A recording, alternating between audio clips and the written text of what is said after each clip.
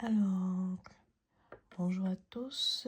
Nous allons traiter aujourd'hui d'un exercice de terminal de commerce qui parle des calculs commerciaux, donc à savoir comment est-ce qu'on fait pour calculer la valeur acquise, remplir un tableau d'amortissement, mais pour le moment, le sujet ce sera plus calculer la valeur acquise.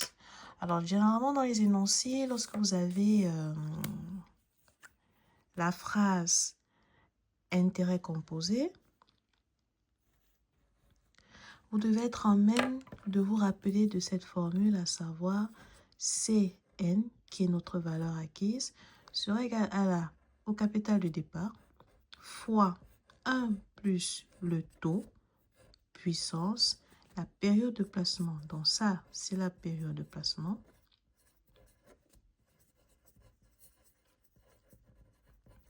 Ça, c'est le taux. Généralement, dans les exercices, le taux il est en pourcentage et vous devez le mettre en nombre décimal. Qu'est-ce que c'est qu'un nombre décimal? Je vous renvoie à vos cours de collège. Donc, maintenant, le deuxième point, c'est le taux. Il est à savoir que dans l'exercice, on peut vous donner, si on se refait à l'exercice du plus haut, un taux semestriel. On peut vous donner un taux annuel. Et on peut vous donner un taux mensuel. Maintenant, comment est-ce que vous allez savoir s'il faut modifier ce taux ou pas?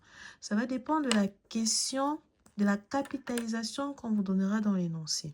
Dans notre cas de figure, on nous dit que la capitalisation se fait en intérêt mensuel.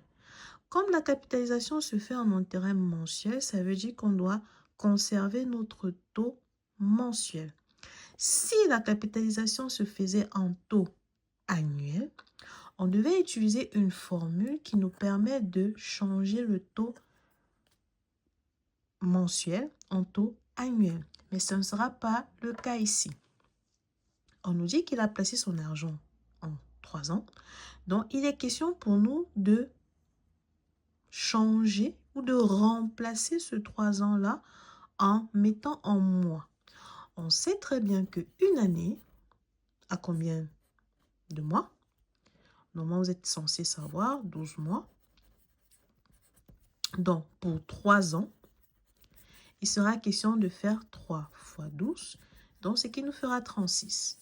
Donc, ce qui nous amène à là. Quand on me donne l'énoncé, il est toujours bien, si je reviens à mon énoncé, de pouvoir souligner, donc d'avoir mes souligneurs, comme vous le voyez, souligner le capital de départ, la période de placement